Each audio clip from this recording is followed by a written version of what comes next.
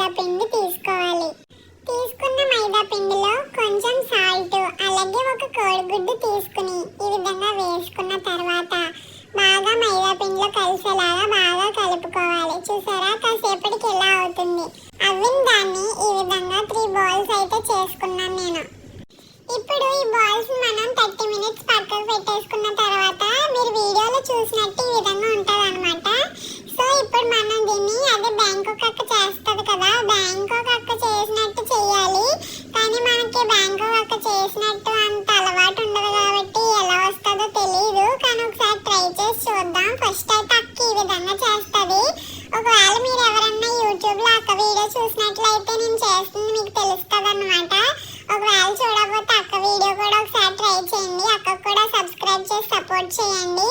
ఈ విధంగా చేస్తారు కానీ నేనైతే ట్రై చేశాను, కానీ నాకైతే అసలు రోటీయే రాలేదనమాట. ఇంకా మన వల్ల కాదని చెప్పేసి ఇంకా ఏదో ఒకలా మొత్తానికి ఫినిష్ చేస్తాను. ఇప్పుడు మనం పొయ్యి రోటీలో వేసే స్టఫ్ కోసం ఒక బనానా మళ్ళీ ఇంకొక కోడిగుడ్డు తీసుకోవాలి. కోడిగుడ్డుని ఇలా పగలగొట్టుకుని ఒక బౌల్లో వేసేసుకోవాలన్నమాట. కోడిగుడ్డుని గిన్నెలో వేసుకున్నాం కదా, కోడిగుడ్డుకి బాగా కళ్ళు తిరిగేలాగా మొత్తం అంతా కూడా గిలకొట్టేసుకోవాలన్నమాట. బాగాని మొత్తం కోడిగుడ్డుకి ఇంకా కళ్ళు తిరిగిపోయి కిందడిపోయేలాగా మొత్తం అంతా కూడా బాగా కలిసేలాగా కలబెట్టేయాలన్నమాట. ఈ విధంగా మొత్తం అంతా కూడా తిప్పేసుకోవాలి. అంతలోపు అరటిపండుని ఈ విధంగా చక్రాల కింద కోసేసుకోవాలన్నమాట. అంతలోపు గిన్నెలో గుడ్డు వేసుకున్నాం కదా, గుడ్లో ఈ బనానా వేసి మళ్ళీ తిప్పేసుకోవాలి. ఇప్పుడు మనం చేసుకున్న ఏదో ఒకలా చేసుకున్న రోటీని ఈ విధంగా ప్యాన్లో వేసి కాల్చుకున్న తర్వాత అటు ఇటు మనం రెడీ చేసుకున్న మిశ్రమం ఉంది కదా వేసేసుకుని ఇలా అటు ఇటు మొత్తం 4 వైపులా ఫోల్డ్ చేసేసుకోవాలన్నమాట. చేసేసుకున్న తర్వాత మళ్ళీ దీన్ని ఇంకొకసారి అటు ఇటు ఫ్రై చేసుకోవాలి. అంతలోపు ఇక్కడ నేను అమూల్ మిఠాయి మీట్ తీసుకున్నాను, స్వీట్నర్ అనమాట. బ్యాంకాక్ అక్క ఇది లేనిది అసలు పొయ్యి రోటీ చేయదనమాట.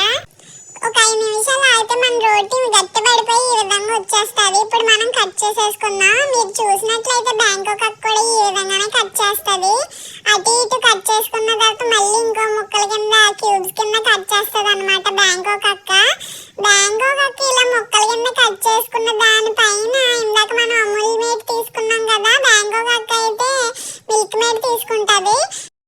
ఇప్పుడు తీసుకున్న మనం అమూల్ స్వీట్నర్ని ఈ విధంగా వేసేసుకోవాలన్నమాట. స్ప్రింకిల్ చేసేస్తే మన బ్యాంకాక్ స్ట్రీట్ ఫుడ్ ఫేమస్ పొయ్యి రోటీ, అదేనండి పొయ్యి రోటీ అక్క చేస్తుంది కదా, పొయ్యి గోల్ అంటాం చూడండి, అక్క చేసిన ఫేమస్ పొయ్యి రోటీ రెడీ అయిపోద్ది అనమాట.